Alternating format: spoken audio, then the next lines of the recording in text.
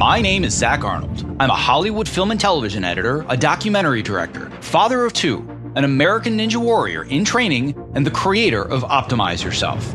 Throughout my career, I have battled attention issues, anxiety, and I have been burned out more times than I can keep track of.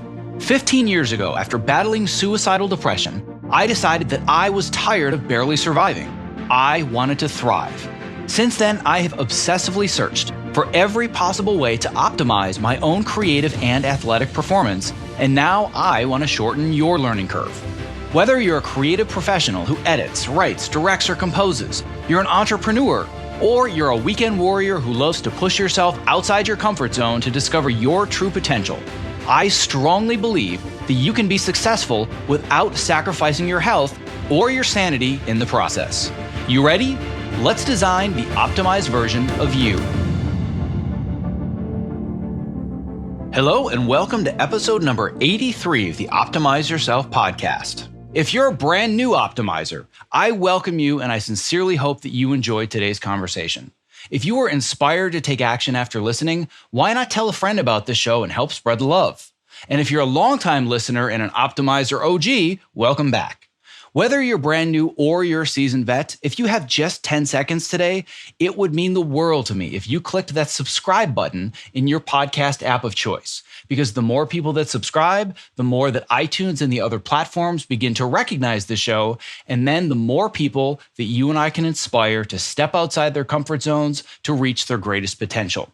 Now, without question, sleep is the most important physiological process that we require as creative professionals, and frankly human beings, to function at an optimal level, yet it's what our work culture prioritizes the least. Proper sleep slows the aging process, it keeps us lean, it restores our immune system, and it protects our memory. And much to the chagrin of all of the type A overachievers like myself, quality sleep is every bit as important as oxygen, food, and water. So then why the heck do we proudly wear our sleep deprivation badges of honor on our sleeves and then work ourselves to death, even though every bit of research points to chronic sleep deprivation destroying our ability to cognitively function at a level that's about the same as being chronically drunk at work? What is up with that? Well, we're going to talk about that a lot more. Today's guest is no stranger to the detriments of sleep deprivation. Dr. Kirk Parsley is a physician for the Navy SEALs, and he's a former Navy SEAL himself. And there are quite possibly no two professions on the planet that are better known for chronic sleep deprivation than being a Navy SEAL or being a doctor. So having experienced firsthand the negative effects of chronic sleep deprivation, Kirk has now become an advocate for the health benefits of sleep, and he is now a world-renowned sleep expert who travels the world evangelizing sleep, wellness, and hormone optimization. Now, before you consider sacrificing just a couple of hours of sleep today, or this week, or this month, just so you can get a little more work done, or just because you want to watch one more episode, I encourage you to listen to this interview to better understand not only what sleep deprivation is doing to your creative brain, but also more importantly, what you can actually do about it. Okay, without further ado, after a brief break to recognize the sponsor of this episode, my interview with sleep expert Dr. Kirk Parsley. To access the show notes for this episode, please visit optimizeyourself.me/episode 83. This episode is made possible for you by, you guessed it, Ergo-Driven, the creators of the TopoMat, my number one recommended product if you are interested in moving more and not having sore feet at your height adjustable or standing workstation. Almost every new person that I meet in this industry starts our conversation with, "Hey, I got a TopoMat because of you. It changed my life. Thank you." If you are not standing on one today, I cannot recommend it enough. It's super comfortable, it's an awesome conversation starter, and by the way, it's also scientifically proven to help you move more throughout your workday. To learn more and get your TopoMat, visit optimizeyourself.me/topo. That's TOPO. I'm here today with Dr. Kirk Parsley, who is a former Navy SEAL. He was also a physician for the SEALs, and he is now the creator of Doc Parsley's Sleep Remedy. And I cannot tell you how excited I am to geek out about sleep today. So thank you so much for being on the show. You're welcome. I love fellow sleep geeks. There aren't that many of us around. So there definitely aren't that many of us around. You got to like really grab it. You got to pull hard to get the gravity. Yes, you do. And I can tell you that there are not very many of them in my industry either. And I'm seen very much as an outlier. I love talking to people that have really pushed themselves to their physical and mental limits. And anybody that's kind of considered one of the toughest or most resilient people on the planet, bar none, they always have Navy SEAL in their resume somewhere. So just that alone makes me super, super honored to have you on the show today. But the fact that you also love sleep and the science of sleep and sleep supplementation, so many of the culture of sleep, there's so many different areas that we can dive into. And I think where I want to start is the culture of sleep. The reason being that in my industry, and I doubt I will have anybody listening to the show that's training to be a Navy SEAL, that's a crazy CrossFitter, that's super into biohacking. What I have are people that are highly creative that spend on average 12 to 16 hours a day in front of a blue screen computer, having to access the deepest layers of creativity and decision making. And everyone in my industry for decades has been wearing the Sleep Deprivation Badge of Honor. And I know that you talk a lot about the culture of sleep, and it's no different in a lot of other cultures than mine, but you have been through two gauntlets where sleep is so devalued to the point of absurdity, both being a Navy SEAL and being in medical school. So talk to me a little bit more about your origin story in discovering sleep as your specialty. Yeah, well, I mean, honestly, sort of the sleep, whatever you call it, the sleep expertise wasn't really intentional. What had happened is I was actually, I grew up outside of Houston. I was a terrible student. I started getting D's and F's in my third grade. By my fourth year of high school, I was a sophomore. So I dropped out of high school and joined the Navy. I heard about this Navy SEAL thing that wasn't a celebrity status back in those days. It was supposed to be the toughest training in the world. And so I said, well, I'll go do that because I'm really good at doing physical things. I was a good athlete. I was strong. I was fast. I was athletic. I was big. So I'll go do this. And then, fortunately, as you become an adult, you learn a little bit more about yourself and your aptitudes. And maybe you had a few handicaps here and there that you didn't see. I started dating a gal who was in physical therapy school, getting her master's in physical therapy, and started reading her textbooks just out of interest and found them really easy to read and digest. And so I thought I'd get out of the SEAL teams. I was a SEAL during the Clinton administration. So we were like Team America, we were like the police of the world. We didn't have any true engagements. I mean, the Gulf War or whatever that little thing was.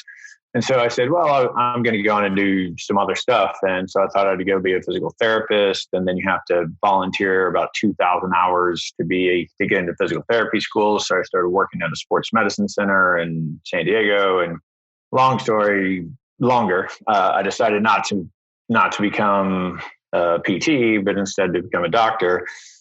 And I was already married, already had kids, or had a kid on the way. And I'll date myself here. Like, this is before the internet was super useful like it is now. Still had to go to the bookstores and look through like the Kaplan books for the schools you wanted to apply to and see like what their GPA was and what their MCAT was and how competitive it was and what schools you're likely to get into and not. And as I'm flipping through that book, I found out the military had their own medical school. And I was like, oh crap, that's fortuitous. And so that was a way for me to actually get paid enough to support my family while going through medical school and come out of medical school with no debt. But it does require you to be a physician for the military for 8 years after medical school. And so that's sort of the trade-off. And I figured I would get back to the SEAL teams, and I did.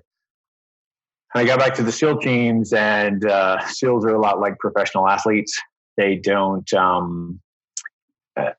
they hate doctors. They hate the medical community. It's like, those are the guys that can put you on the bench. Those are the guys that can take you out of your job. And so they try to hide everything from the docs. And because I had been a SEAL and guys trusted me, and I had a good reputation in the SEAL teams, and there were still plenty of SEALs that were around when I was a SEAL, that I'd been SEALed with or been through training with. Those guys just came in and closed the door and started telling me all their problems, and I didn't have the slightest damn idea what was going on with them. I was just like I don't know. I don't even have a guess. They didn't have any disease. They just weren't performing the way they wanted to perform. They weren't performing the way they expected to be able to perform. Their performance was declining, and they couldn't make any sense out of it. And I'd been to medical school, so I knew how to recognize, diagnose, and treat disease. They didn't have any disease. So I just started this huge lab panel of about 100 things that I could think to measure that might impact this litany of stuff. Everything from their mood to their sex drive, to their motivation, to their body composition, to their memory, concentration, endurance, like you name it. I just said, well, let me kind of just put everything in there I can think of. And I just started doing these huge panels, and I would spend like 2 hours interviewing these guys about everything I could possibly think to ask them. And somewhere around like the 100th guy, a light bulb went off in my head when he said that he took Ambien every night. And if you know the SEAL community, it's like most alpha male communities. 1 is good, 2 is better, 3 is great, 4 is fantastic, and chase out a few cocktails, and then they'd sleep like 4 hours and say, I didn't get a good night's sleep, but I'm just going to get up, I'm going to go to the gym, I'm going to work out really hard, go straight to work, and then I'll be really tired tonight, and then I'll sleep better tonight. And I'd say, well, how long have you been trying that? They're like, 3 years. I'd say, well, tonight's probably the night, so keep going. So anyway, once that light bulb kind of went off, I thought, I didn't have a single class about sleep in medical school.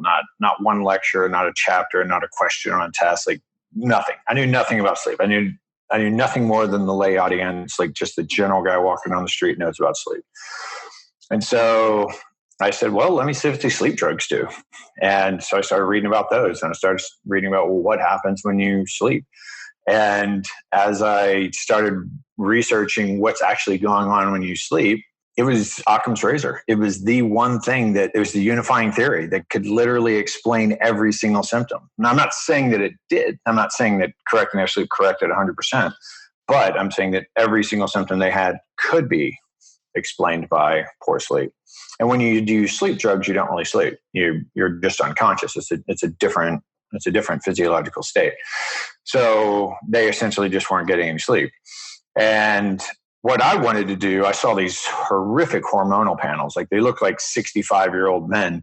They look like 65-year-old men that were 50 pounds overweight in their labs, right? They, when they're sitting in my office, they look like 30-year-old guys that are shredded and muscular, but their labs just looked awful. And so I wanted, from the doctor standpoint, I wanted to put all their hormones back higher, but the military wouldn't let me do that. I don't know why. I mean, it's like I don't think Al-Qaeda can charge you with cheating at war if you're on hormones, but whatever. The military had their prejudice against it, and so I really started talking about sleep as a way to teach guys a way to improve their hormones. And so I started talking about what sleep drugs do, what alcohol does to sleep, and what supplements you could take that would actually improve your sleep and that would actually improve your anabolic hormones and decrease your catabolic hormones. And that's how it all got started. And the Navy did the SEAL teams did these retreats before a team would deploy. They'd get the whole team together with their wives, with their spouses and their kids.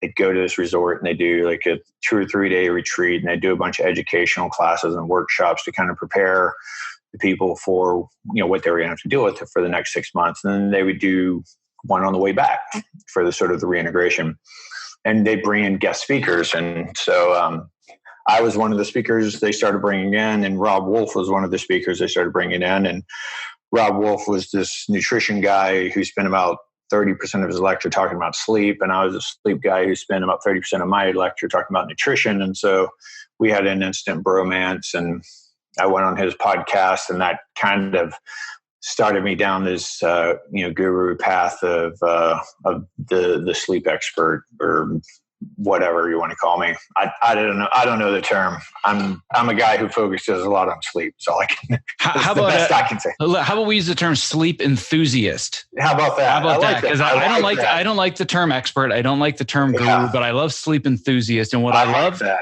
I like that. I love the difference between knowledge and wisdom, because knowledge is the researcher and the scholar that's read all of the texts and all of the literature about sleep, and they understand all the hormones and all the percentages.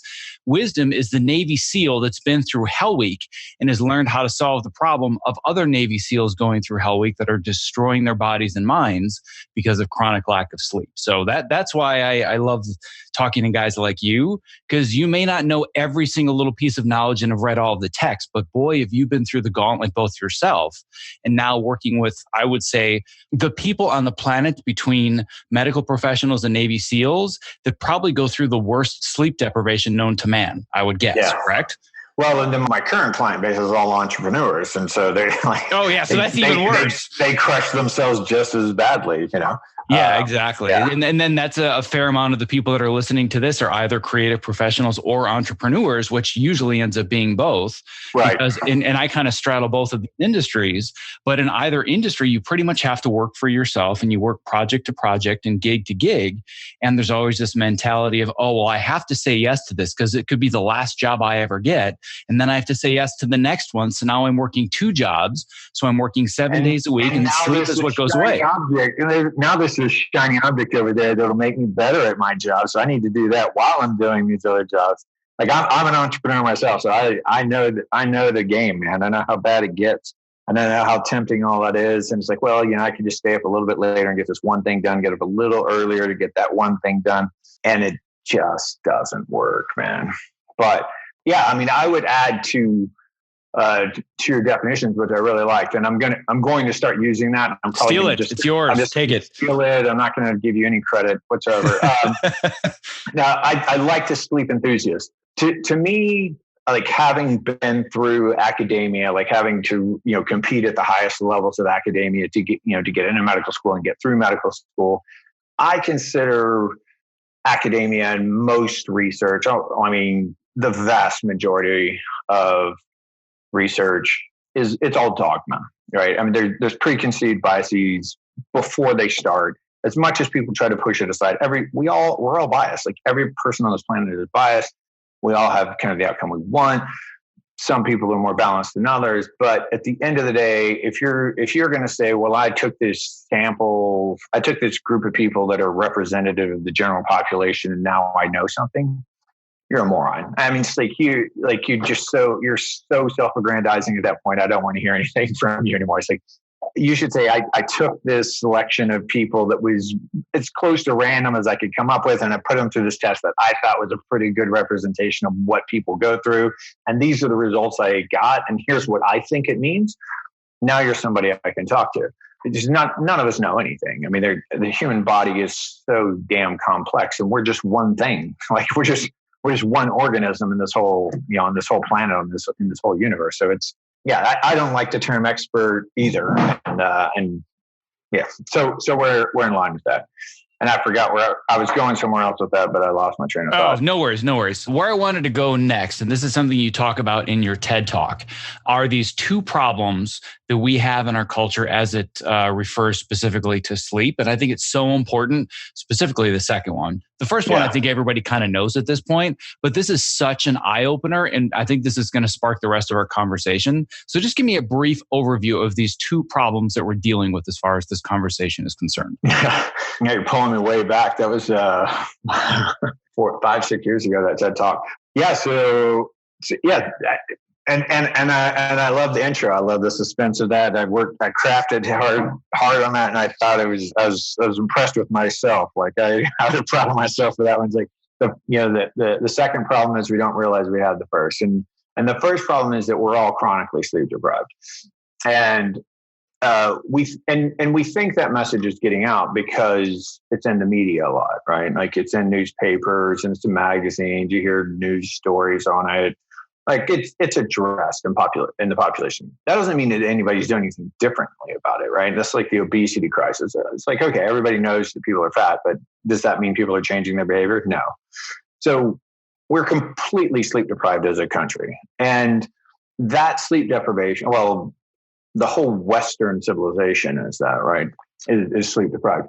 And that population honestly believes that they are not sleep deprived, which is the second part, right? They don't recognize, that's the second problem. The second problem is we don't realize we're sleep deprived. As much as people keep telling us that, we don't really understand what that means. It's akin to it's akin to like trying to teach a 6-year-old how to itemize tax deductions, right? It's they can't get it at that stage. There needs to be some foundational knowledge, and it needs to be laid out in front of them in a way that they can understand. And the average person isn't going to read the 500 or 600 sleep studies that I've read, like peer reviewed journal articles. Like, nobody's going to do that. I mean, there's maybe 10 people on the planet who are stupid enough to read all the things that I've been reading about sleep for the past decade. So how do I explain that to people in a way that makes sense to them? And really, when I started all of this, I thought, I've got it. People who are chronically sleep deprived die 16 years earlier than the average person. That'll do it, right? People who are chronically sleep deprived have a 15-fold increased risk of diabetes. They're 10 times more likely to be obese. They gain about 10.7 pounds of fat every single year if they're sleeping 2 hours less than they need. And, atherosclerosis, obesity, stroke, heart attack, like all the stuff I throw in there, nobody cares. Like, that's nobody cares. I'm gonna double emphasize that. Nobody gives a shit. Way out there. They're like, that's way in the future, man. Like, I'll be retired by then. So what I've found is that the only thing anybody gives a shit about is their personal performance. And so I say, all right, I have something that's free. I can offer it to you right now. It's free. It takes very little learning, if any learning whatsoever. You don't need to buy any new special equipment. You can start doing it tonight. You'll be an expert in a week, and it will increase your performance in any area of your life. I don't care how you measure performance. It doesn't matter. I don't care how you measure it. If you're measuring yourself by how good of a spouse you are, you're measuring yourself by how good of a parent you are, how fast you can run, how much endurance you have, how much you can lift, how quickly you can solve problems, how many things can you keep in your head, how good is your executive functioning, how well can you predict the future outcome of your current considerations. All of that, 100% of that is affected by sleep. More than anything else you do. More than anything else you do. Add up everything, man. Add up everything. I don't care if you have saunas and ice baths and every damn supplement and blue blocking glasses and specialized lighting and vibrating machine and your vibroplate, like butter in your coffee. Do everything you want to do. Nothing's going to approach sleep. Not even close. There's a reason that we use sleep as an interrogation tool. Nothing breaks people faster than sleep deprivation. Nothing. The fastest way to break somebody down. That's why we do Hell Week. That's why the SEALs go a week without sleep. We're going to see if you're going to break. And we're going to see if you're going to have a psychotic break, because all psychiatric illness is preceded by insomnia. So when I work with my entrepreneurs and the people, and keep in mind, I do not advertise. I do not go out and seek patients. People find me. It's word of mouth. People find me and they say, I want to work with you. I'm 55 years old. I've traded my health for wealth for 30 years. I'm 50 pounds overweight. I sold my company for $250 million. I can do anything I want now. And I want to be an NCAA athlete, Division I athlete next year. Of course, the first thing I have to tell them is like, let's set some more realistic, expectations. But if they aren't willing to sleep 8 hours per night, I won't work with them. No, I don't care. You can pay me $10 million. I don't care. Like, if you aren't going to sleep 8 hours a night, I have nothing to offer you. And I can honestly tell you that is the hardest thing. So I work with sleep, nutrition, exercise, and then stress mitigation. And then, of course, there's a lot of physiological things we do, from hormones to peptides and different modalities, stem cells, like all of that type of stuff is on the table for regeneration. But as far as lifestyle is what makes you healthy. Lifestyle is what improves your performance. Lifestyle is what's going to make you live longer, healthier, happier life. It's not hacking. I hate the phrase biohacking.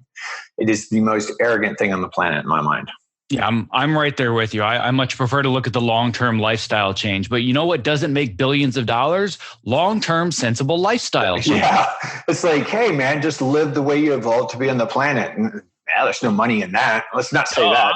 Let's sell some products that allow people to approximate the way that, to me, let's say I decided today I'm going to start calling myself a biohacker. I'm almost 50 years old, which would put me on the older end of the biohacker spectrum, right? How arrogant is it for me to go, okay, well, this body that I'm currently living in really hasn't evolved in at least 100,000 years, maybe 150,000 years. But I've been on this earth for 50 years and I've done a lot of studying. So I think I got it from here. Like I can figure it out. I can figure out how to be on this planet better than 150,000 years of evolution has allowed me to be on this planet. It is the height of arrogance. It's the epitome of arrogance. And also it doesn't mean anything. I do Paleo FX every year and they have me moderate panels sometimes. And I think it's really just to start trouble. They always put me in charge of the biohacking panel to be the moderator. I love they that. they know I hate the phrase. And so like, I'm just picking people out. I'm just needling people the whole time they're on stage. I'm not sure the guests enjoy it much, or the speakers enjoy it much. But this last panel I did, just this past April or May, whatever it was, they put me in the biohacker panel, and there's like 6 guys up there. And so I said to the first, I said to them, all right, just give everybody in the audience your number one biohack, right? The first guy says hydration. Oh, I'm like, how the hell is that a biohack, man? That's evolution. That's physiology. That's basic science, So I think we went way too far off on that. But no, but I'm completely on the same page with you. I fell off my soapbox while I was talking, man. Yeah, no, it's okay. I would have kept going, but I kept that soapbox in my car, and it would take too long to bring that one back in. We got to keep going. But I'm right there with you. I even say on my about page on my website, I am not a biohacker because I'm right there with you.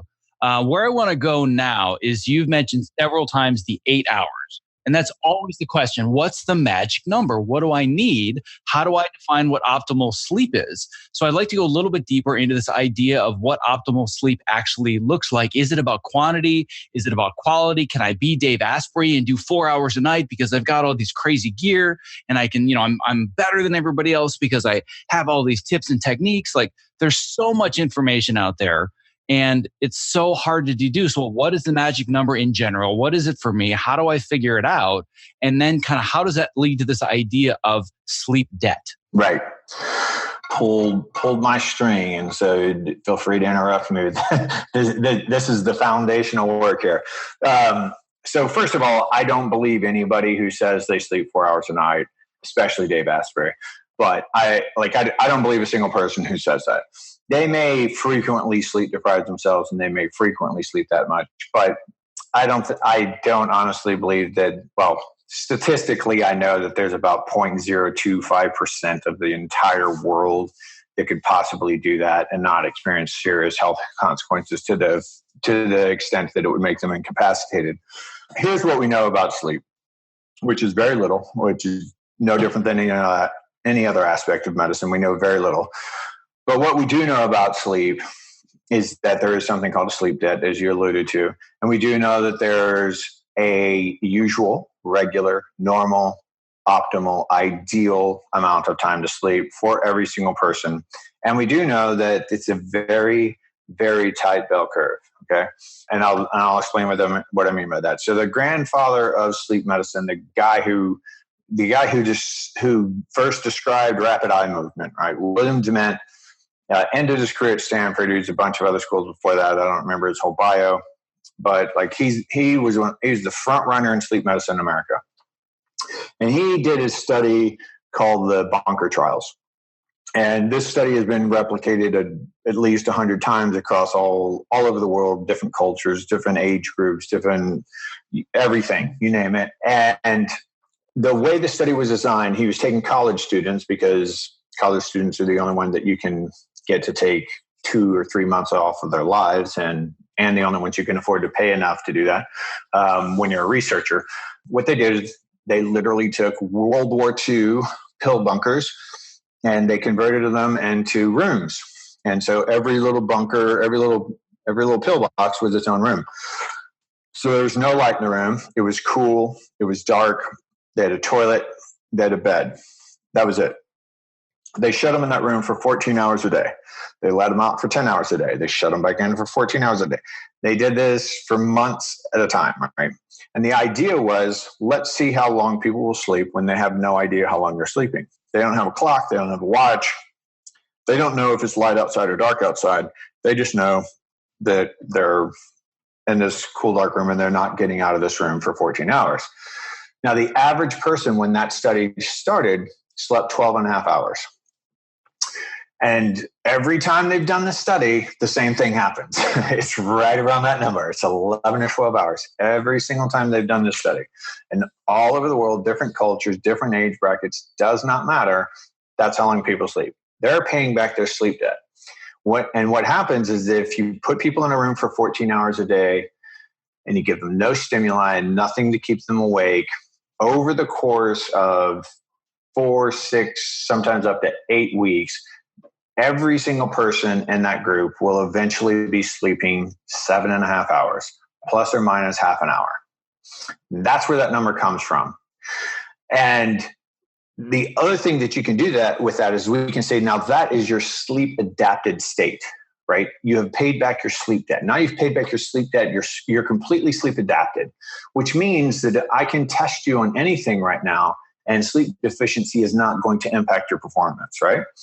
So what they started doing after sleep adapting people is like, well, let's see how much further we can take this. Well, let's teach people how to type with only their left hand, or to push this button when the green dot shows up, and push that button when, like, just things that you wouldn't ordinarily, like, let's teach people something, or a skill. Let's teach them how to juggle. Let's teach them how to play an instrument. Doesn't matter.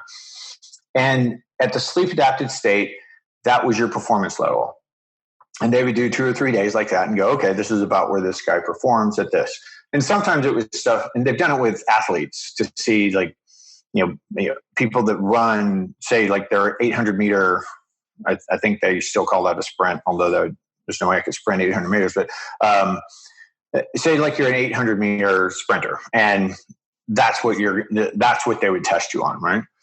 Now what they do is they sleep restrict you the next night. And sleep restriction almost always in sleep research means they take 2 hours of sleep away from you. So you roughly say you went from 8 hours to 6 hours. And now they test you again the next day after you slept 6 hours, and you'll do worse. It doesn't matter what we test you on. Doesn't matter. Like, people want to argue with me. What about this? It doesn't matter. Everything we could possibly test you on, you're worse. And you'll know you're worse. The researchers will ask them after the test, how do you think you did? I did worse. I was tired today. And then day 2, same thing. Day 3, maybe. But by day 4, they go, I'm completely adapted to this new sleep schedule. I felt fine. I think I did as well as I've ever done. And they would show them the data and say, look, no, you're actually doing worse. They're like, oh, now you messed up the data. I know I did better. And that's the problem we're dealing with. That's the sleep culture right there. It's just like drinking alcohol. And that was the reason I put that metaphor in the TED Talk. There's been, again, hundreds of studies that correlate your performance in anything: driving, problem solving, making rational decisions, math, emotional intelligence, like anything you can possibly think of. There's been all these studies that try to correlate how do you perform with sleep deprivation relative to intoxication. And so they give people alcohol and they sleep deprived people and they compare them. And most people are walking around performance-wise legally drunk. Like, that's a weird term, but above the legal limit for operating a motor vehicle, let's put it that way, or right at that level. So that's the culture we're dealing with. It's just like if somebody's drinking alcohol, if they've had 1 or 2 drinks and they're rational, and you're like, hey man, you may want to kick back for a couple hours before you drive home because the slightest little mistake could end up in it. And they're like, yeah, I got you. But like after 6 or 8 or 10 drinks, they're like, hell, I can drive home. I'm cool, man. Like, everything's fine, right? that's why there are so many DUIs. It's not that there's so many dumb people on the planet who think they're going to get away with it. It's like we lose our self-awareness. We lose our introspection. And the exact same thing happens when you're sleep deprived, and for the exact same reason. But your prefrontal cortex is the most impacted by sleep deprivation. And your prefrontal cortex is what makes you the smartest animal on this planet and allows you to predict the likely consequences of what you're thinking about right now. Like I have a decision tree, I have an algorithm running through, I could do this, I could do that, I could do that. What's the most likely outcome to get me something that's aligned with my goals in life? That's the prefrontal cortex. That's the area that gets shut down when you're sleep deprived. If you sleep deprive somebody if you sleep restrict somebody, right, which is 2 hours of sleep, 2 hours less than they need, if you do that for 14 nights in a row, that person is indistinguishable from somebody who's drunk, and they're indistinguishable from somebody with attention deficit disorder, which is one of the reasons I say that you should never diagnose anyone with ADD until you sleep adapt them. Well, I can tell you for a fact that the analogy I've been using in my industry for years is I remember I was working on a show a few years ago, won't say the show, won't say the person, but there was somebody that would kind of pride themselves on either having been there most of the night or actually just having slept on their couch and not left. And they were wearing that badge of honor thinking they were the hardest working. They were also the one missing most of their deadlines and they had the lowest quality work. Yep. And I said, let's just imagine if you were coming into work in the morning and you reeked of vodka, would you be proud of that? And would people say, oh my God, you're such an amazing hard worker and you're so responsible? They'd say, what the hell are you doing? But essentially from a cognitive level, that's what they're doing. Right. That's exactly what they're doing. And that I mean, when you said that reminded me of a story. Do you know who Peter Attia is? Sure. Okay. So Peter's a good buddy of mine. Hands down, probably the smartest guy I've ever known in my life. He's an amazing guy. And he was telling me this story when I first met him, probably within a few months of meeting him, when he was doing, one of his 3 fellowships, whatever, Harvard or wherever he was. And he ended up having to stay later to cover some other guy's shift, and he was super sleepy. And he gets in his car, and he's going to drive home, and he's literally falling asleep. It's like 5 p.m., so the sun's still up. It's summer, so the sun's still up. It's 5 p.m. He's in heavy traffic, and he's literally falling asleep while he's stopped in traffic. And he's catching himself, just dozing off as he's driving. And so this brilliant, resourceful, highly educated man decides, I'm going to pull my car off to the side of the road. Good so far, right? And then you would think, recline the seat back and sleep in your car. Now, he gets out of his car, keys in the ignition, shuts the car door, goes and lays down in the grass next to his car. Wakes up 6 hours later with rat bites on him. He says he's in one of the worst neighborhoods he could possibly be in. There's hypodermic needles all around him, whatever. And he just decided to take a 6-hour nap in the grass next to his car with the keys in the ignition. I mean, that is exactly something a drunk person would do. How is that any different? If I told you he was out on his bachelor party doing shots and his buddies let him drive home and that's what he did, you'd go, yes, of course. But nobody thinks of that. Nobody thinks of that being parallel to sleep deprivation, but it is. It's freaking identical. The stupidity is amazing. I mean, going through Hell Week, everybody breaks during Hell Week. At some point, your brain just shuts off and it's completely incapacitated, and you're everybody's hallucinating and saying weird, stupid stuff and behaving oddly. And the instructor's job is really just after the 4th night of no sleep, the instructor's job is just to keep everybody from dying, because everybody's just doing the dumbest things possible, and you're completely incapacitated. And it would be no different than just having, 60 drunk guys in front of you and trying to get them to do something in a coordinated fashion, Well, it's funny. I'm going back to the thought of you saying, if you deprive yourself of sleep for 2 hours a night for 14 days straight, thinking about that math, I know everybody listening to this right now is saying 14 days. I've been doing that for the last 3 years straight. And what I hear over and over and over from people, and I do these conversations all the time with people in my industry and talk about kind of what's the darkest moment you remember in your career or the deepest, darkest thoughts, because I really like to bring the open, honest, authentic version of what it's like to be successful, quote unquote, and what it takes to get there. And there's a story that somebody told me that still remains anonymous to this day, but I want to make sure to share it in case somebody hasn't heard it before, where I was talking with somebody in my profession working on, let's just say, one of the top movies in the history of the industry. And they said that they were so tired that they were driving home one night from work at maybe 1, 2 in the morning.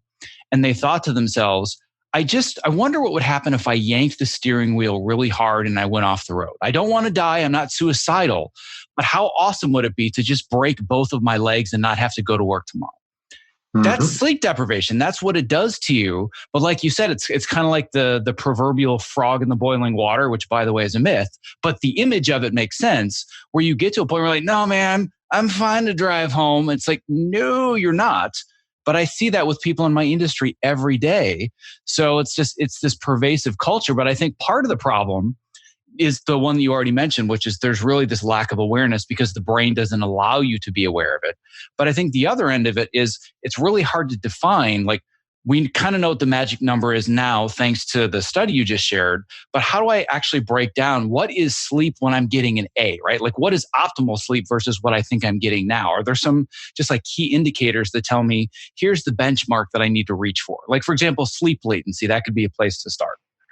Yeah. So unfortunately, the sort of the best metric that you're getting as much sleep as you should be getting is that you're going to sleep, any sleep aids, obviously, you're on a regular schedule and you're going to sleep approximately the same time every night and you're waking up approximately the same time every morning, and you don't need a clock to do that. That's the best indicator that you're not sleep deprived.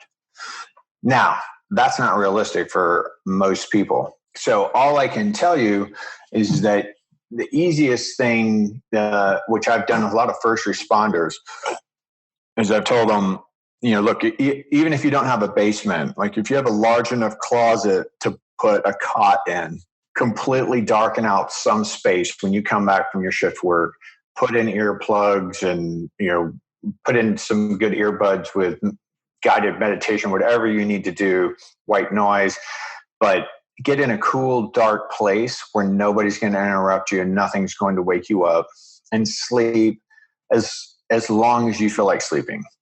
And if that sleep is like 9, 10, 11 hours, you're sleep deprived. Like that's the biggest litmus test. Like, and being an entrepreneur, I know that weekends don't matter, but for the general population, you can say, try this on a Saturday. First, clear your schedule and give yourself permission to sleep for 12 hours and brag about it the next day if you did it. Like, be happy. It's like, wow, like I slept 12 hours. Now, I can tell you, this is the focus of the last 10 years of my profession.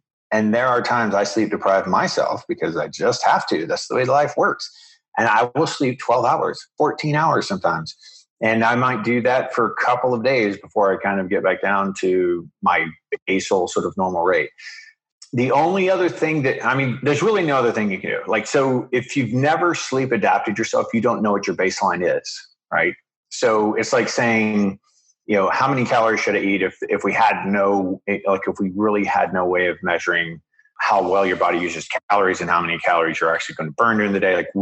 Like there's no way of knowing this.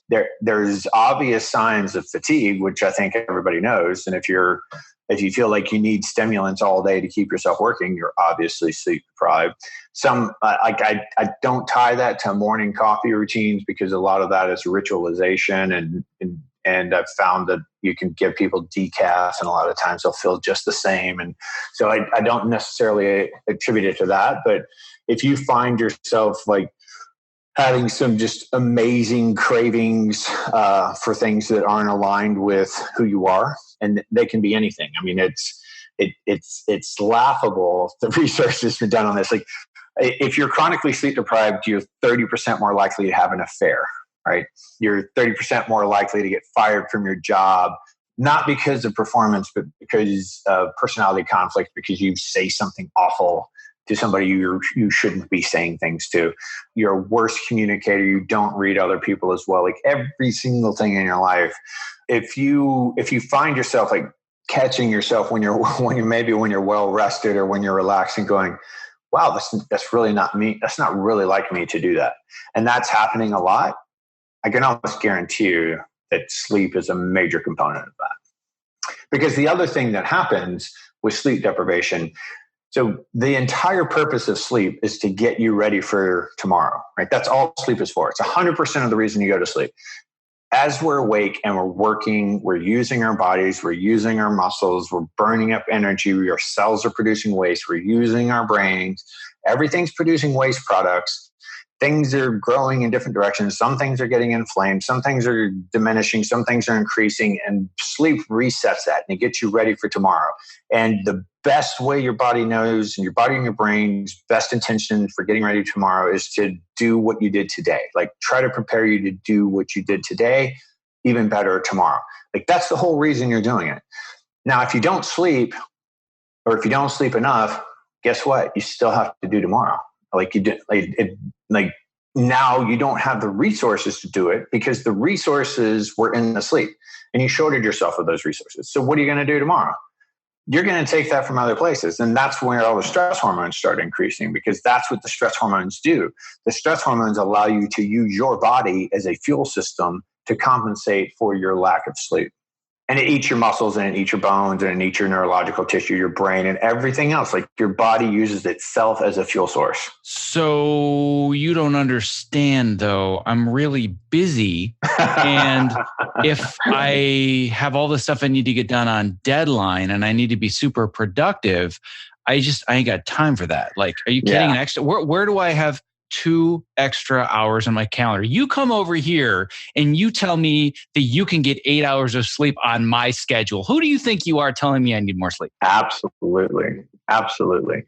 You hit it spot on, man. Like, well, you don't know my life. I'm like, yeah, I do. I mean, I know my life and I know everybody else's life that I've dealt with, and we're all in the same boat. There's only so many hours in the day. Time is the one completely unrenewable resource. There's nothing you can do to make it up. What I can tell you is that the research unequivocally, like you can look at research on nutrition and exercise and all these other health sort of pillars, and there's controversy. It's like, well, should I be a vegan? Should I be keto? Should I be an endurance athlete? Should I be a strength athlete? Should I do yoga? Like there's all this controversy. Like what's the best thing to do? And there's a billion books on it. And I think there's an entire industry that's just hell bent on keeping everybody confused, so that you can keep making money from it. But everybody actually believes their dogma. Like, I don't think it's a grand conspiracy. Like, everybody believes their dogma. But the sleep research isn't like that. Like, there's no sleep research that said, oh, yeah, you can actually sleep 4 hours a night if you do this, or if you do that, or if you compensate. Like, that doesn't exist. And the one thing that's completely clear in the sleep literature, like every study you will ever read will say the same thing. If you deprive yourself of an hour of sleep, you will lose an hour and 15 minutes of efficiency during the day. You will do everything more slowly. You will walk more slowly. You will think more slowly. You will file papers more slowly. You will type more slowly. You will do everything in your day more slowly, and you will lose, essentially, you'll net a 15-minute loss for every hour you deprive yourself of sleep. Now, the psychology around getting people to settle down and realize, and this is a whole different topic, but the psychology around sleep is one of the main players in this. The psychology around getting people to settle down and realize that they aren't actually 100% in control of their business, even if they think they are, and that they're not always doing the best thing, and that what they're really motivated to do and what they're working really hard for isn't probably as important as they think it is in the moment.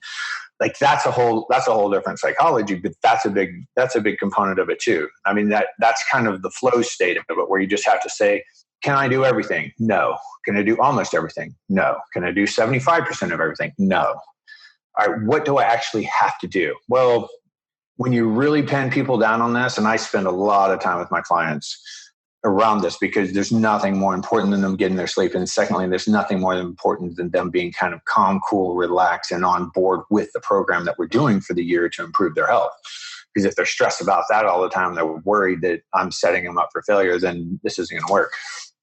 So you have to get people like in that mindset to believe that when you really whittle down their schedule, honestly, my business would collapse if I didn't do these 2 things today. And that's like 2 hours of your time, or 3 hours of your time. And that's optimistic. There are plenty of days you could stay in bed the whole day, not get out of bed. You'll worry about all sorts of things you're missing, but guess what? It's not going to impact your business significantly over the long haul. It might actually turn out to your benefit, So again, that's a whole mindset piece, but the efficiency is the most important piece, I think. So I wrote a blog one time called "Why Your CEO Should Always Be Drunk." And it was basically, a spinoff of what we were talking about in the TED Talks. Okay, if being chronically sleep deprived leads to behaviors almost identical to being intoxicated, why would you deliberately make yourself intoxicated? That's like saying, okay, we're gonna have a big meeting with the whole team, and we're gonna set out our quarterly goals, and we're gonna set out our budget. We're gonna plan the next 90 days. We're gonna go hard. We're gonna do this big promotion. Everybody wires it down. We get 6 to 8 hours of everybody focus, whiteboards, everybody takes notes, and it's bam, it's straight on. We got it. All right, now let's get drunk and reconsider it. Right? Who would do that? Who would say, now we're gonna have some cocktails. Everybody's gonna get a little lit, and we're gonna rehash this and see if we still want to do it the same way. That's what you're doing. You're putting a CEO who is drunk. And most people, they are the CEO. So I'm talking to the CEO, right? I'm talking to the owner of the company. You are deliberately running your company intoxicated. Justify that for me. Just tell me how that's a good idea. Yep. And the people that are listening to this, many of them are kind of solo entrepreneurs or solo freelance artists that work for other companies. So They are the CEO of their own business, even if they think of themselves as, I'm just a freelancer going from job to job. You're still the CEO of yourself and your own one-person company.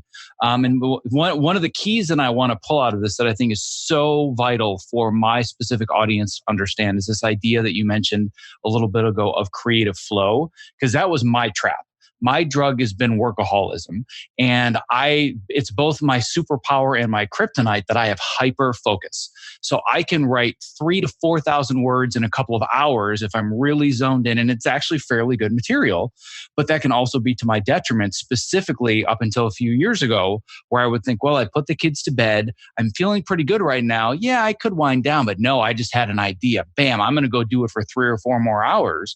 And that led to just endless depression and burnout and losing months of my life because I like you said, it's this degradation where, I want to put in a couple extra hours, but that's going to cost me 4 hours tomorrow. And then it's going to cost me 8 hours this week and then 15 hours next week. And now I'm down for 3 months because I can't do anything.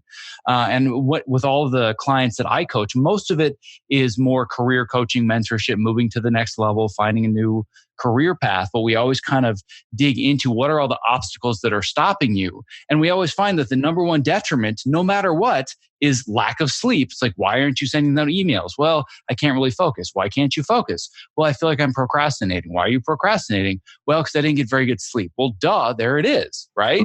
But this idea of creative flow is so prevalent where I know that for so many people, they say, I want to get more sleep, but I can't go to sleep at night because I just have all of these thoughts racing and all these creative ideas. So what does it become? It becomes Ambien. It becomes most likely alcohol. I know a lot of people that self-soothe and get themselves to sleep with alcohol, and they say, but you don't get it. It just puts me out like a light and I sleep like a rock. Yeah. That's not the case, is it? No, so you're not actually sleeping. And I'm very familiar with the solopreneur, and I did that gig for a couple of years myself. I mean, I have 3 companies now, and 2 of them I ran completely by myself for a couple of years before I even hired like an executive assistant. I've done all of that route. I understand it, and I know what people think. It's almost a little esoteric and woo woo. But in today's gig economy, when people like the hustle of the solopreneur is like, well, I have to do a good job on this so that I'll get a good word of mouth rec, and I'll get my next client, and I'll be able to do this. But what people are doing by sleep depriving themselves is they're producing worse work, right? They're saying yes to more opportunities. They're producing worse work. which actually makes their value lower. And like anybody who's been an entrepreneur for more than a couple of years knows that the key to becoming wealthy as an entrepreneur is not to get more gigs. It's to leverage more and to be able to get paid more for what you do for less of your time. That's the only way to get better, right? If you're a solopreneur, then that gets limited down to the only way that you're going to get paid more is to be better at what you do, not to get more done, not to get more projects done. Like you get better and you raise your prices. And once you raise your prices, you'll get better recommendations and better recommendations. You'll hone in on it. It's something that I found out, which I would have never believed. I was actually trying to kill my consulting business because it was killing me and I hated it. It was like way too much work for what I was charging. So I said, I'm going to double it. I'm going to double my price and that'll get rid of people. No, I like doubled the applicants and I doubled it again. And what you'll find is that you're discounting yourself because you aren't sure of yourself, because you're running around ragged, because you're sleep deprived. And when you're sleep deprived, you're emotionally unstable and you're more likely to be depressed. And you're more likely to have negative thought system. You're more likely to think negatively about yourself and and have less self-confidence in your ability. So you're not going to be willing to charge as much. You're not going to be willing to go after the bigger deal that would make you more money for less of your time. And that's the way you scale. That's the way you become wealthy. The only way, right, is you're getting more money for your day because your day is always going to be 24 hours long. Always. Time is the great equalizer. It's the one thing that I have as much of as Jeff Bezos or Bill Gates or Richard Branson or anybody else. They got what I got. I got 24. They got 24. It's the great equalizer. And I had the same realization maybe, 3-4 years ago when I was working on one of the top TV shows in the country. I was like, wow, I'm putting in 60, 70 hours a week. This is the number one rated show in the country right now. And it doesn't matter how much harder I work or how much bigger the shows get. I'm going to work the same amount of time for the same basic weekly rate for the next 35 years of my life, unless something fundamental changes. And that's when this whole new direction started, where I realized that I want to be able to get out of something what I put into it. And with that, you just hit that glass ceiling and there's nowhere to go. So that was kind of where this whole transition happened. And as long as we're talking about entrepreneurial ventures, the one area where I want to wrap this up, because I do want to be very conscious of your time, I want to make it very clear to my audience that you are not coming on this podcast to sell a supplement. However, I am selling your supplement for you because I'm a convert. So I originally heard about your supplement on Mark Divine's podcast. Mark Divine is a fellow SEAL and he does the SEAL Fit program. And I've been a follower of his for a while. But I had heard about your Doc Parsley sleep remedy. And I've been trying to search for years for the perfect stack for the nighttime. So, of course, like you said, in an ideal world, I should not need any supplements to go to sleep. I will not use alcohol or Ambien or anything else. I won't use a drug. But at the same time, I've been experimenting with, well, maybe I should, have a mixture of 5-HTP and melatonin and, GABA or whatever it is, trying to find that perfect mixture. But it was always individual things. I'm like, what am I doing? Like, this is me trying to do my own brain surgery. This is stupid. And sometimes it works, sometimes it doesn't. But then I heard about yours and I looked at the ingredients and I'm like, oh, this is kind of like what I'm doing, except a million times better and easier. So I tried it out. I mean, this stuff is fantastic. So like I said, you're not here to sell anything, but I'm here to sell it for you. So can you just kind of give me the elevator pitch for Doc Parsley Sleep Remedy? Yeah, I mean, you said a couple of things in there that I always say. So thanks for saying them for me. It's like, this is a supplement. By definition, supplement means supplemental, right? Like you use this to supplement your lifestyle. So the whole idea, of course, of what I try to teach people is when I'm doing, say, it doesn't matter if I'm doing corporate wellness, talking to sports teams, lectures, consultation. The whole idea is lifestyle, right? Lifestyle. Now, there is a reality. There is a limit to how, we do not live the way we evolved to live. We don't. We do have electricity. We do have cars. We do have deadlines. There's all sorts that has been thrust upon us. If you want to be a member of society, you have to play this game, and so you might need to do some supplemental things. Just like if you aren't eating a perfect diet, you might want to take some nutritional supplements that you tend to be deficient on when you don't eat a great diet. This is really the same thing. So there's the whole thing about any kind of pharma. So anything, whether it's over the counter or pharmaceutical or using alcohol, it's all a trick, right? It's some way of altering your brain chemistry to essentially allow you to not be consciously aware of your environment anymore. And that's all they do. That's all they do. 100% of them, that's all they do. They make you less aware of your environment. And alcohol also has like an anxiolytic effect, right? It decreases your anxiety and your stress a little bit for a short period of time, and then actually increases it once you start recovering from all that.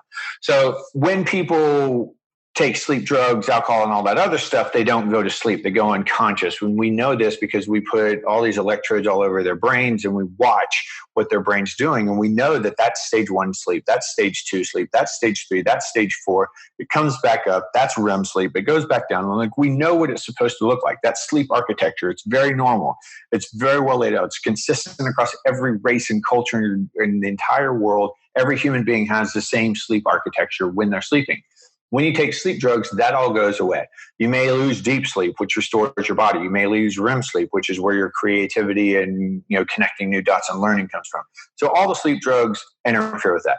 All that my product does, you evolved to be on this planet to use the sun as your cue as when to go to sleep and when to wake up. That's it. Like it's that simple, right? That's all sleep hygiene really is. Get the light out of your eyes and decrease the stimulation around yourself, how much you're interacting with your environment, and you'll fall asleep. So that's how hunter-gatherers, to this day, there are people who have never been exposed to electricity and they studied them and they fall asleep 3 hours after the sun goes down and they wake up right around the time the sun's coming up. Every single day, 365 days a year for 50, 60, 70, 80 years, however long they live, they all do it every time. We don't do that because of all of these other things, because of electricity, because of deadlines, because of computers, because of cars, like all of the technology we have that keeps us from doing that. So all I'm trying to do is say, what happens in your brain in those 3 hours that gets your brain ready for sleep? And it's really one of the major steps is the production of melatonin. And another one is the increase of the neuropeptide GABA. And so all my sleep supplement does is it basically brings the lumber to the construction site. Your brain still has to do the work, but it's like, all right, let's concentrate all of this stuff in the bloodstream that would have ordinarily been concentrated if you didn't have, if you were living like a hunter-gatherer and you didn't have electricity. This is what your brain would look like. These are the approximate amount of 5-HTP you would have, and tryptophan, 5-HTP, vitamin D3, magnesium, how much melatonin. And melatonin is so small. I mean, from the time the sun goes down until the time you wake up, you produce like half of a milligram of melatonin over the course of 12 hours or something, or 10 hours. So almost any amount of melatonin is too much. So there's a very, very light dusting in my product of that, because all it's really meant to do is say, all right, all the lumber's here. If your brain's working right, and we give you a dusting of melatonin and we put some GABA in there, and it slows down your interaction with the brain, and you have a sleep ritual, you still have to be doing everything. As you might know, like you could get up in the morning and take my sleep supplement and get in your car and drive to work, and you wouldn't feel sleepy probably, right? Like there's nothing in there that makes you go to sleep. It just puts the chemicals in your brain to be able to do that pathway. So you still have to have some reasonable amount of sleep hygiene around it, which is the primary reason I made it a drink, because I wanted to say, well, go boil some water and pour make yourself a tea out of this 30 minutes before you go to bed. So now I know I'm at least getting 30 minutes of some kind of attention around sleep. And then people are more likely to pay attention to the other things that they're doing to create some sort of reasonable sleep ritual. And a sleep ritual is nothing fancy. You don't need any kind of advanced degree to figure it out. If you've ever been a kid, or if you've ever had a kid, you'll remember kind of the protracted bedtime routine with the, cooling your body off in the bathtub and powdering up and slowing down and decreasing activity and getting in bed, reading stories and dimming lights. And we still need that to some extent as adults. We still need some of that. And so that's really what you're trying to recreate. And it's not rocket surgery, man. I mean, there's just nothing that complex and sexy about it, which is I guess why I'm not on television and stuff. Well, I can tell you it was a very awkward conversation when I asked my wife to read me Goodnight Moon every night. That didn't go so well. But what I can tell you about the supplement, and this is coming from an N=1 experiment, meaning me, as we've talked about already, I'm not a biohacker. I've tried a lot of the quantification devices and I've gotten rid of most of them just because they almost kind of become an addiction. Oh, I got to go to the number of steps. I didn't get my number of steps today, so it's 11:30. So I got to run around the block. It's like, that's stupid, right? But the one quantification device that I've absolutely fallen in love with is the Oura Ring. Yeah. And the Oura Ring is so great with sleep. And I go on and off where I try different things all the time. And sleep is my one thing. I always focus on it, but it doesn't mean I'm always successful.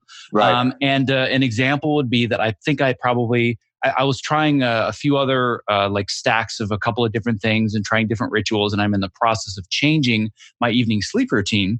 But I said to myself last night, you know what? I think it's been at least a week or so since I've tried the Doc Parsleys. And I'm going to have the guy on my podcast. Maybe I should try it again, right? Because it was pretty much a habit for a while. But like I said, I'm in this experimentation phase. And my deep sleep, according to the Oura Ring, which is pretty damn accurate, more than doubled last night. Wow. So deep sleep is a number that I've really been chasing. And in general, I'm getting about an hour and a little bit less, which is not great. Mm-hmm. And I got an hour and 42 minutes last night. The only change I made was the Doc Parsleys. And I woke up and I'm like, whoa, hold on a second. I feel clearer. I'm like, oh yeah, I did the Doc Parsley. So I'm a convert. And I would assume that I'm not the only success story that you've had, given that you're now basically quote unquote prescribing this to your clients and to other Navy SEALs. Yeah. I mean, so I can match that almost verbatim with the story. So, within the first few years, I knew Rob Wolf. He and I were kind of on the same lecture circuit. We ended up doing just a ton of gigs together. Anytime they were in San Diego or Southern California, he'd come stay with me because I lived out there at the time, obviously. And he comes over to my house, and I don't know if it was the day before or whatever, but we're getting ready for bed, and he's like, hey, and this was actually, so this had to be in the first year because this was when it was still called the Sleep Cocktail, which is the worst marketing name ever.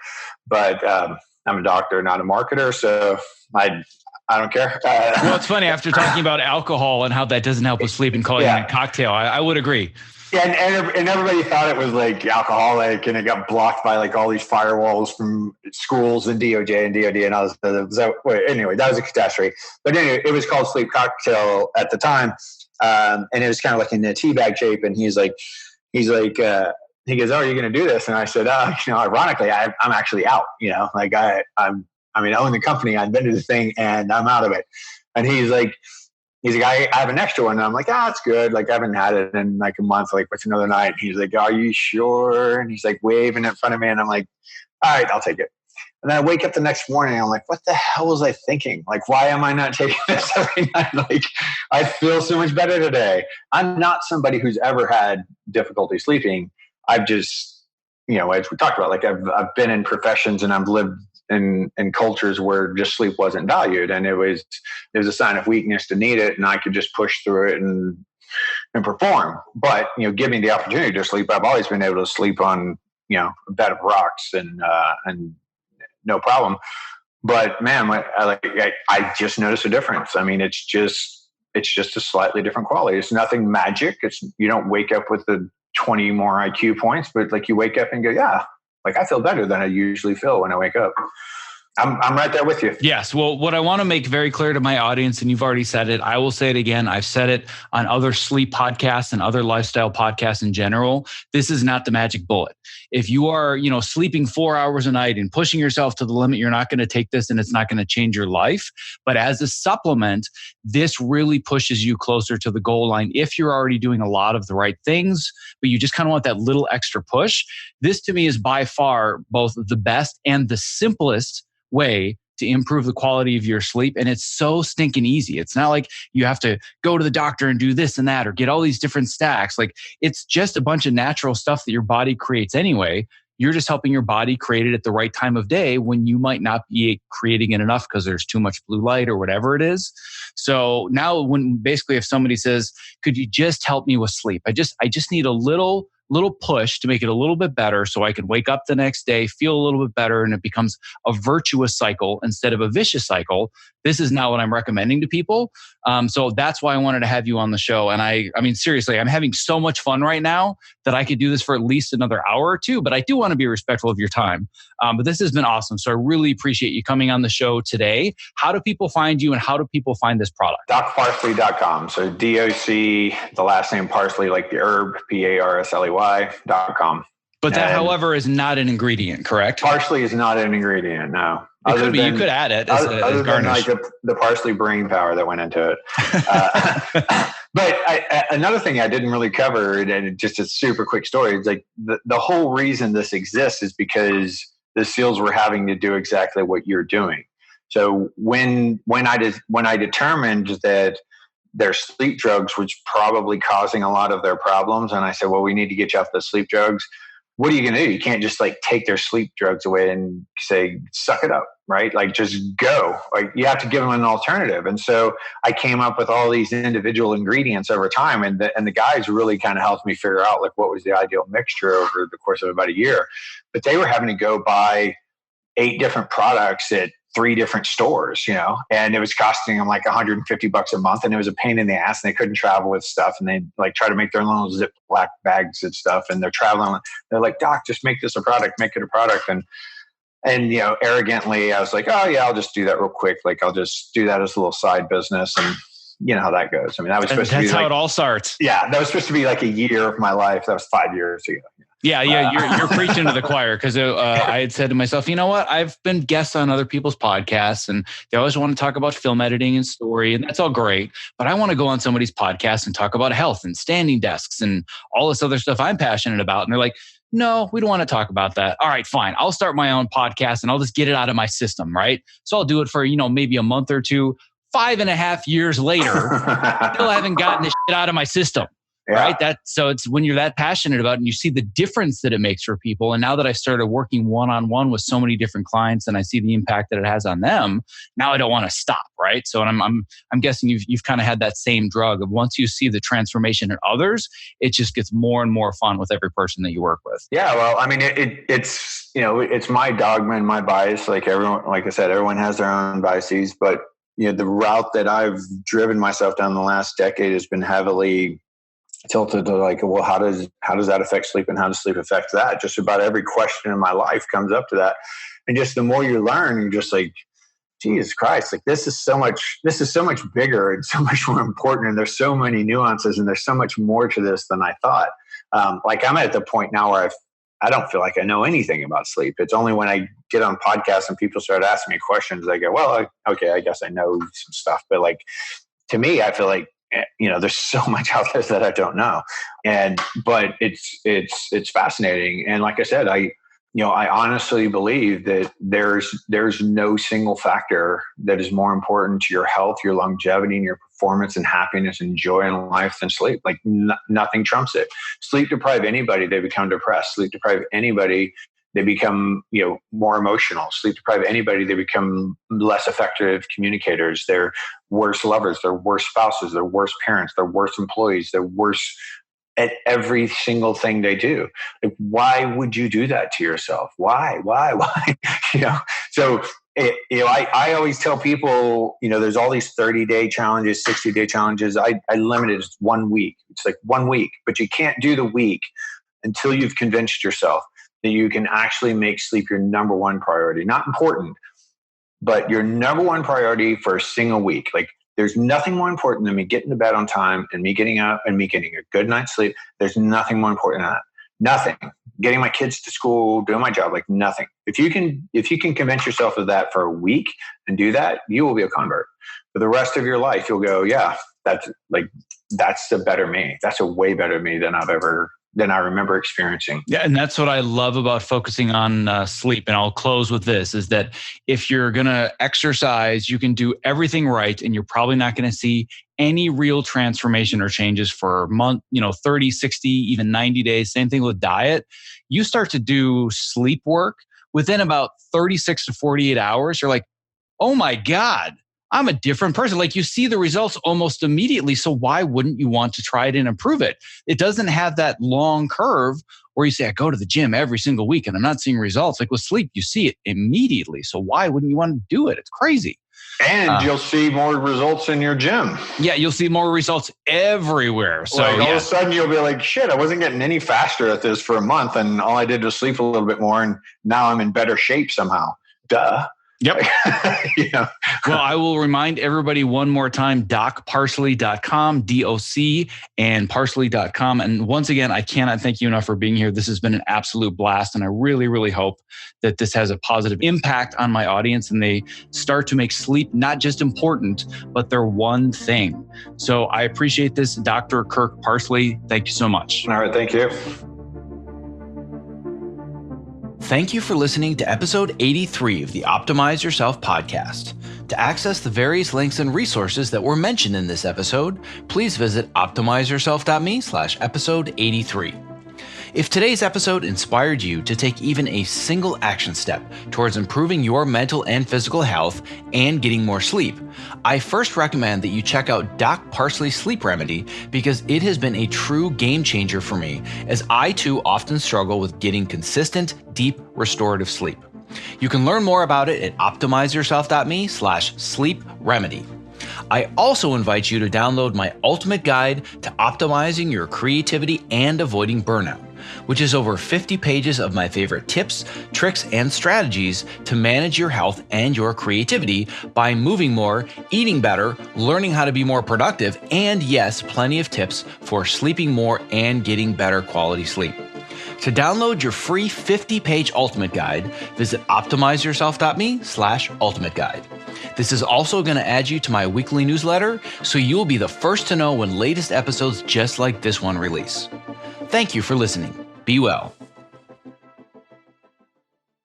This episode was made possible for you by, you guessed it, Ergo-Driven, the creators of the TopoMat, my #1 recommended product if you are interested in moving more and not having sore feet at your height adjustable or standing workstation. Almost every new person that I meet in this industry starts our conversation with, hey, I got a TopoMat because of you. It's changed my life. Thank you. Listen, standing desks are only great if you're actually standing well. Otherwise, you are just fighting fatigue and chronic pain.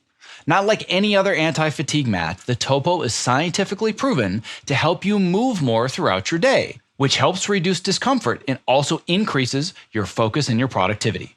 I'm literally standing on one as I read this, and I don't go to a single job without it.